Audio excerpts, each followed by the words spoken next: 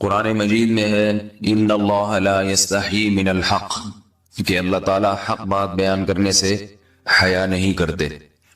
حدیث میں بھی بعض ایسے مسائل کو اللہ کے رسول نے بیان کیا ہے صلی اللہ علیہ وسلم نے جو بظاہر حیا کے خلاف ہیں، مگر اس لیے بیان کیا کہ اگر آپ صلی اللہ علیہ وسلم بیان نہ کرتے تو لوگ ان بے شرمی کے کاموں میں مبتلا ہو جاتے۔ اسی وجہ سے میں بھی ہمت کر رہا ہوں کہ ایک اور ایسا گناہ جس میں لوگ مبتلا ہیں اور وہ ہے حیا کے خلاف، مگر ہے بہرحال شریعت کا مسئلہ اور لوگ اس میں گناہ میں مبتلا بھی ہیں، اس لیے بتانا ضروری ہے۔ وہ یہ ہے کہ لوگ شادی کے بعد بھی آج کی نوجوان نسل زوجہ سے، بیوی سے غیر فطری طریقے سے ہم بستری کرتے ہیں۔ انٹرنیٹ پہ بیہودہ فلمیں دیکھتے ہیں تو جو چیز انگریزوں کی دیکھ رہے ہیں کہ ان کے کلچر آہستہ آہستہ میڈیا کے ذریعے ہمارے معاشرے میں بھی آ رہا ہے۔ اللہ کے رسول صلی اللہ علیہ وسلم نے لعنت فرمائی ہے، ایک روایت میں ہے کہ اللہ اس کی طرف دیکھے گا نہیں کہ جو اپنی زوجہ سے پچھلے راستے سے ہم بستری کرے گا۔ یہ بیماری بھی، یہ گندگی بھی لوگوں میں پھیلتی جا رہی ہے، خاص طور پہ جن کو لڑکوں سے بدفعلی کی عادت پڑ جائے تو وہ زوجہ سے فطری راستے سے ہم بستری نہیں کرتے۔ اللہ نے فرمایا کہ نساؤکم حرث لکم، یہ تمہاری زوجات ہیں، بیویاں ہیں، یہ نسل بڑھانے کے لیے ہیں، تو اسی راستے میں انسان اپنی خواہش کو پوری کر سکتا ہے جس راستے سے نسل بڑھتی ہے۔ اس کے علاوہ کسی اور راستے سے اپنی خواہش کو پورا کرنا یہ حرام ہے، گناہ کبیرہ ہے، گندگی ہے۔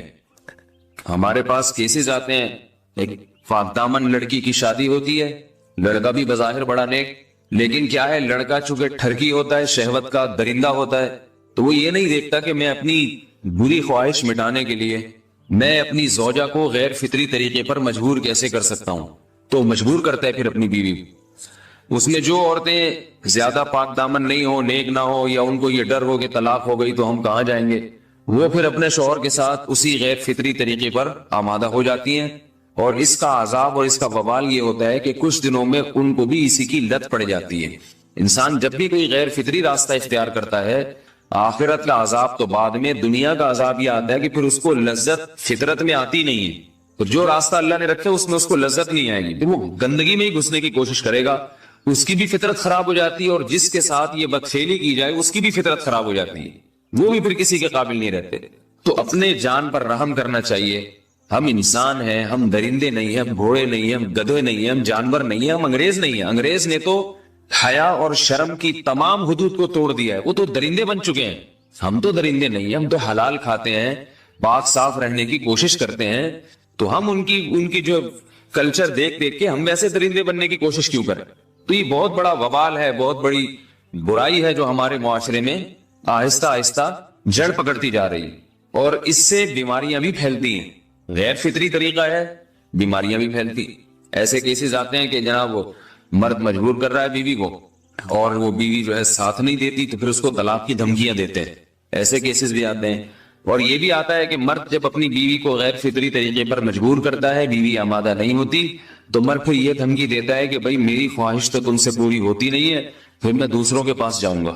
تو یاد رکھیں، جس عورت کا شوہر یہ دھمکی دے اس کو کہ میں زنا کروں گا اگر تم نے میری خواہش پوری نہیں کی غیر فطری طریقے سے، تو عورت اپنے شوہر سے کہہ دے کہ جاؤ تم کہیں اور جا کے منہ کالا کرو، تمہاری فطرت میں گندگی ہے تو یہ مجھے گندا بنانے کی کوشش نہ کرو، اس کو زنا کرنے دیں، وہ اللہ آخرت میں اس سے بھگتے گا۔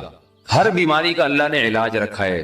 اللہ کے رسول صلی اللہ علیہ وسلم نے فرمایا، صحیح بخاری کی حدیث، ما انزل اللہ من داء الا انزل له دواء، کوئی بیماری ایسی نہیں ہے جو اللہ نے نازل کی ہو اور اس کے لیے دوا نہ رکھی ہو دنیا میں۔ تو اگر کسی کو ایسی لت پڑ گئی ہے غیر فطری کام کی، تو اس کو چاہیے کہ وہ اپنا علاج کرائے، ڈاکٹر سے بھی رابطہ کرے، اور سب سے بڑا علاج یہ کہ کچھ وقت صبر کرے گا، چھوڑ دے گا کچھ عرصے کے لیے، تو خود بخود آہستہ آہستہ صحیح ہو جائے گا۔ ایک آدمی شراب کا عادی ہے، ایک علاج تو یہ کہ ڈاکٹروں سے رابطہ کرے، بہترین علاج کے چھوڑ دے، کتنے دن تڑپے گا؟ ایک دن، دو دن، تین دن، چار دن، ایک ہفتہ، دو ہفتہ، بہت زیادہ سال ہو جائے گا نا، اس کے بعد خود بخود ٹھیک ہو جائے گا۔ سگریٹ کا عادی ہے، چھوڑ دے گا، تو کتنے لوگ ہم نے دیکھے ہیں دن میں 20 سگریٹ پیتے تھے، چھوڑنے پر آئے تو بالکل ایک دم چھوڑ دی انہوں نے، آہستہ آہستہ کر کے چھوڑ دی، لیکن تکلیف ہوئی مگر عادی ہو گئے۔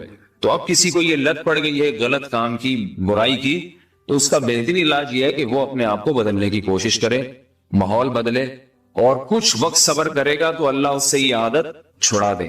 نہیں کی، صبر نہیں کیا اس نے، پھر اسی گندگی میں موت واقع ہوگی، پھر آخرت کا عذاب بہت سخت، نسلیں برباد ہو جاتی ہیں اس عمل سے انسان کی۔ تو بات حیا کے خلاف ہے، مگر یہ کہ ایک بزرگ تھے وہ بات فرما رہے تھے، تو کسی نے پوچھا کہ حضرت آپ حیا کے خلاف بات کرتے ہیں، تو انہوں نے فرمایا تم بے حیائی کے کام نہیں چھوڑتے، ہم اس چھڑوانے کے لیے بات کریں تو ہم برے ہیں، اور تم کام کرو تو بھی برے نہیں۔ برائی کا کام کرنے میں برا نہیں بنتا، اور برائی کے خلاف بولنے والا برا بن جاتا ہے کہ دیکھو یہ کیسی باتیں کر رہے ہیں۔ تو وہی باتیں ہیں، اس لیے ہیں کہ یہ معاشرے میں یہ برائی پھیلتی چلی جائے گی، اور یہ ہماری اپنا کلچر نہیں ہے، یہ امپورٹ ہو رہا ہے باہر سے، یہ امپورٹ ہو رہا ہے، یہ وہاں میڈیا کے ذریعے آ رہا ہے۔ تو وہ چیزیں دیکھا نہ کریں اور ان لوگوں سے دور رہا کریں۔ ہمیں تو دین کا داعی ہو کے ان کو ہدایت پر لانا تھا، بجائے ہم ہدایت پہ چل کے دوسروں کو چلانے والے بن کے ان کے راستے پہ ہم نے چلنا شروع کر دیا۔ اللہ تعالیٰ ہمیں اب دیکھیں ان کے ہاں ایڈز کا مرض پھیل گیا ہے۔ آپ بتائیے یہ ایڈز کا مرض ہمارا ہے کیا؟ یہ بیماری ہماری ہے یا ان کی ہے؟ ہمارے یہاں بیماریاں ہیں، کھانسی ہے، نزلہ ہے، ٹھیک ہے نا، بلڈ پریشر ہے، شوگر ہے، یہ بیماریاں ہماری ہیں۔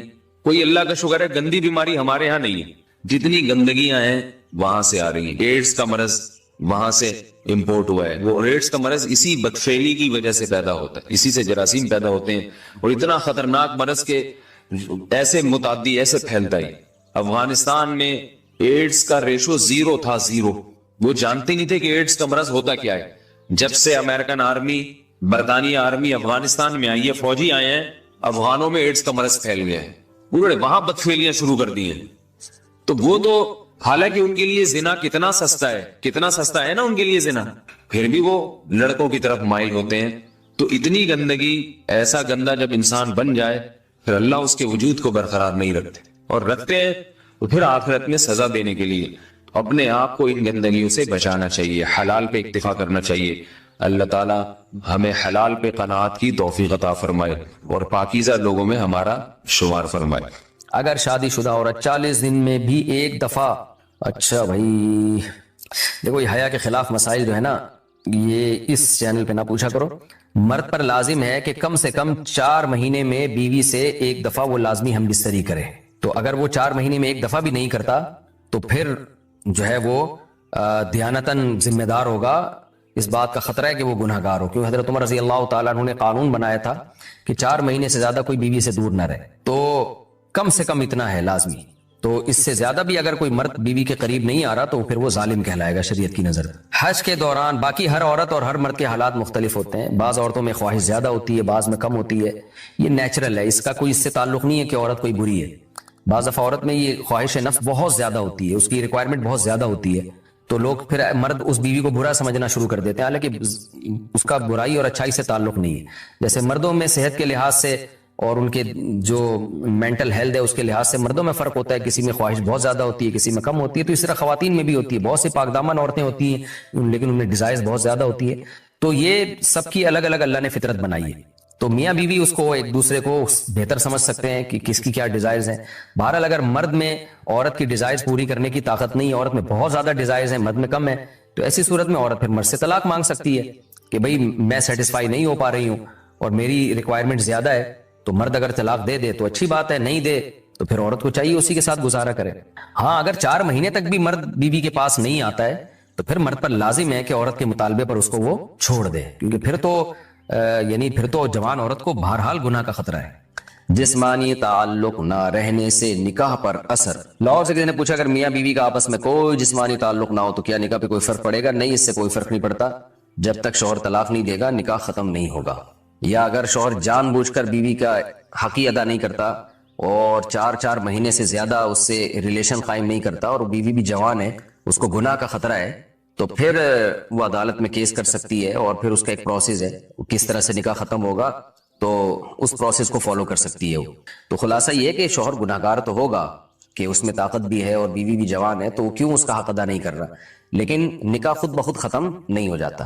بیوی بچوں سے کتنا عرصہ دور رہ سکتے ہیں؟ بندہ کام کی وجہ سے 2 سال ملک سے باہر رہتا ہے، کوشش کے باوجود چھٹی نہیں ملتی، کیا اتنی دیر بیوی بچوں سے دور رہنا جائز ہے؟ نامعلوم۔